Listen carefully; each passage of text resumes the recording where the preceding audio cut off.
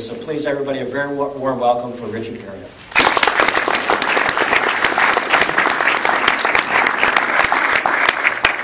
Thank you all very much for having me here, by the way, today. I've wanted to come out to an ISU event and talk for some time.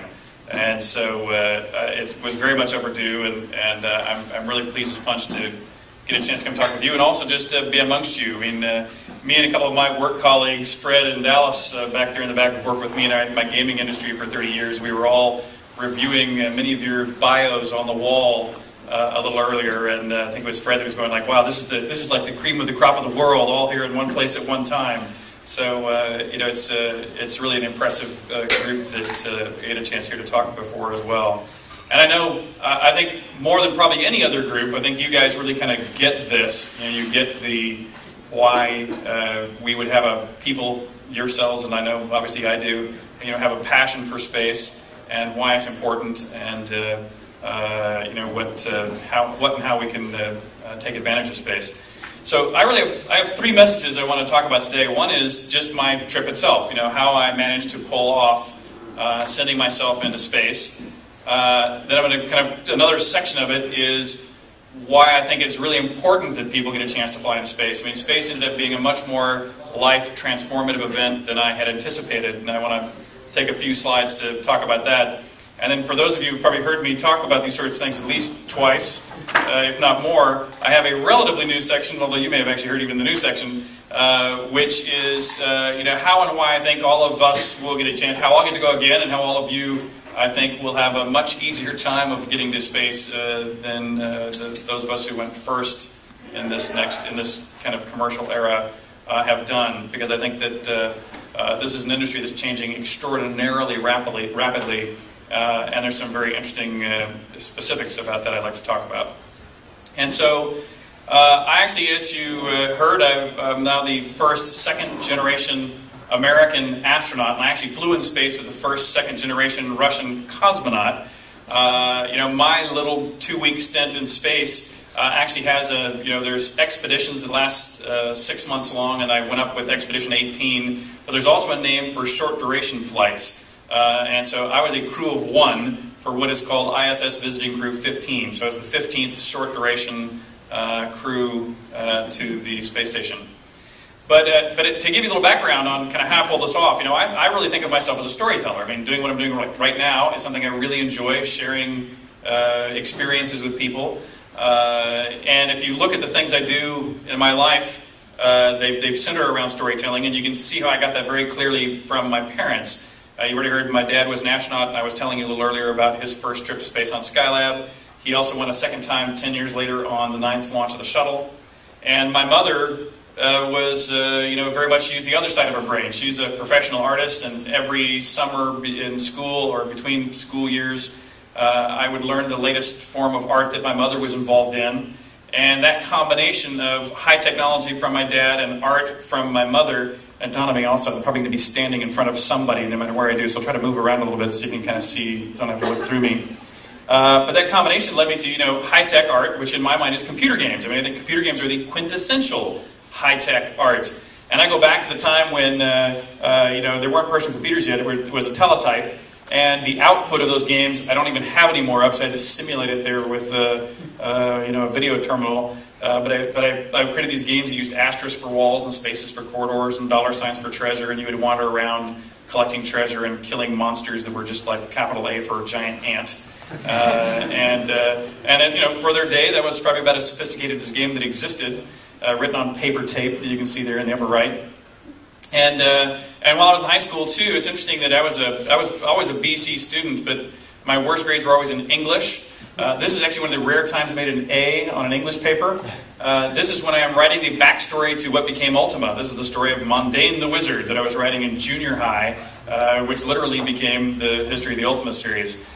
And on the upper right there, you can see my mother showing me how to draw in perspective, which I eventually, when the Apple II computer came out, I used the geometry she showed me to create the first 3D graphics ever for showing dungeons and wandering around and fighting monsters on a computer. And from that, we started a first computer game company called Origin with my brother.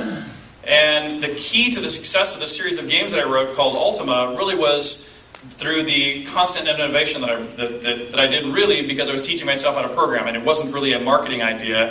This was really just a natural occurrence to me because by the time I'd finished one, I'd kind of learned how to program a little better, and so I'd scrap it and start over. And guess what? When you scrap it and start over, it's better than it was before, and if it's better, then it sells more. And so this cycle began really as an accident, but the result was this ever-increasing sales in games. And I was also just really lucky to be in this long enough to where I kind of helped start at the very beginning of computer gaming, and then was also around at the beginning of the internet, and we made the last version of Ultima with something called Ultima Online, which became the first ever successful, massively multiplayer game, which for the last decade, this has been the most, it's been a 10 times larger segment than the solo player gaming segment. What's interesting is I now think we're entering the third era, which I'll call the casual and social media game. And Fred and Dallas, again, back there in the back, we've just formed our third company. We formed one company to tackle single-player games. We formed a second company to tackle online games, and we're now forming our third company to tackle online social media. And if you go back even, outside of what I'll call my professional activities, this same kind of collect and retell, takes place all around my home as well. My house itself is full of storytelling events, and that's practically what I use my house for. Is I bring people in and we throw functions and events there, and I lead people through and tell stories about the secret passageways and the dungeons and all the wacky stuff that I have in my house, everything from the macabre to the futuristic. And the success in games has also allowed me to live out some of these fantasies of exploration. So and I actually think there's a very close parallel between the desire to create virtual worlds for people to go explore, and that same motivation drives people to explore the real world when they get the opportunity, as do I. So I enjoy both exploring in the virtual and exploring in the real. And there's a group of us that actually Peter, you all know Peter DeMandis, of course. Peter and another friend of ours, Mike McDowell, and Eric Anderson, and myself and a couple of others have formed kind of a series of companies, these kind of extreme travel companies. One that takes you down to the deep ocean for where we go down the Titanic. One that takes us into Antarctica to we go hunt meteorites and things down there. And of course, the space has always remained kind of the pinnacle place that we all wanted to build a company to reach. And for me, I grew up, I think every kid, goes through a phase where they go, when I grew up, I want to be an astronaut. But then most people kind of outgrow it. And I'm not sure why they outgrow it. Either they realize it's incredibly impractical, or they find other things they find more inspirational. But either way, most people just give up on that dream. But for me, my dad was an astronaut. Both my left and right neighbors were astronauts. Over my back fence was an astronaut. So I actually grew up in a neighborhood where everybody I knew did go to space. And so I just kind of assumed everybody would go to space, including myself. But it was a NASA doctor when I was about 13 years old was the first time somebody told me anything else other than that. I mean, when I was 13 years old, and they were giving me an eye test, I had bad eyesight, and the doctor just casually said, "Oh, Richard, I hate to be the one to break it to you, but you are no longer eligible to be a NASA astronaut."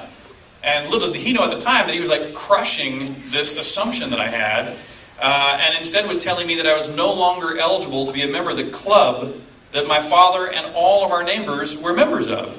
And so I was like stunned. I mean, before that I would never have said when I grew up I'm being an astronaut.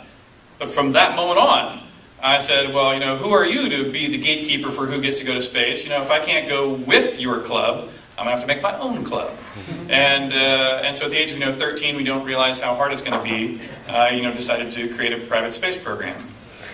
And of course, for 20 years, I actually, in fact, almost all the investing I made with the money that I earned out of the computer game industry, I put towards the privatization of space. First 20 years of that was a disaster. It actually wasn't until I met up with Peter and Eric and Mike and these guys that I mentioned a minute ago that it began to be successful. And we started things like the X Prize, which I know you were all familiar with, Zero G Corp, and then ultimately Space Adventures, which kind of cracked this open. And a little known story, though, is that I actually paid for the study that Space Adventures negotiated with the Russians to arrange for civilians to fly so that I could fly. And I actually had the money and was about to literally become the first civilian in space, and that's when the internet stock market crashed. and with it went all my wealth. And so I actually very painfully had to sell my seat to Dennis Tito, who became the first civilian to fly in space. And then I had to bide my time until I, the markets recovered and I regenerated some of my wealth. And then when the opportunity came, there was no question in my mind that I was willing to sink the vast majority of my net worth into going again when I finally could. So I eventually became the sixth. And as you've heard, the first second generation. And so in early 2007, I put down the money and I said, okay, here's my millions of bucks, I'm going to go. But just because you've arranged the flight, just because you've paid for the flight, doesn't mean they will let you take the flight. There's another major hurdle, which is medical qualification. And to go into space is actually very physically challenging, and so they do a very detailed medical workup. And there are almost no perfectly healthy people out there. If you scan you deep enough, they'll probably find something wrong with you. Mine, it turns out the thing was discovered that was wrong with me is I had something called a hemangioma on my kidney. And what a hemangioma is not my kidneys, on my liver. Your liver normally has 6 arteries feeding it and 6 veins draining it, and I only had 5 veins draining it. And so I had one lobe of my liver that was overpressured because it had no drain. And so in the rare case of the rapid depressurization of a spacecraft, due to a collision, for example, that might represent an increased probability of internal bleeding, which you could neither detect nor fix, of course, and so therefore would probably be fatal. And so they said, well, Richard, if you want to go into space, you've got to go under life-threatening surgery in order to have the opportunity. And so at that point, you're in for a dime, in for a dollar kind of thing. So it's like, there's no question you're going under the knife. And then finally, actually I should say January 2008, I began my medical training, or my training in Russia. I did fun things like had your full body cast for that seat liner and to mold your spacesuit. Began to do all the actual formal training on the Soyuz systems. It's interesting that training for a space flight is very diverse, covers all kinds of physics for orbital mechanics and radios and the life support systems, which are not much more complicated than scuba diving. But those of you who are active in life and science, people who are lifelong learners, would have no trouble with this. I mean, it's really none of the training I actually thought was particularly difficult. It was just very broad, but I think most of you would have truly no trouble with it and found it the same joy that I did. And plus, of course, working out using the simulators and stuff was all a good deal of fun. Then, after learning the Soyuz systems, do the same thing with the International Space Station systems. Did all the zero gravity fun stuff, which is truly a joy, and that's another thing. Product we sell, so not a sales pitch, but really, if you haven't had a chance to go fly zero G, it is a phenomenal thing, and it's a lot less expensive than going to space, and is basically the sensation is identical. So highly recommended.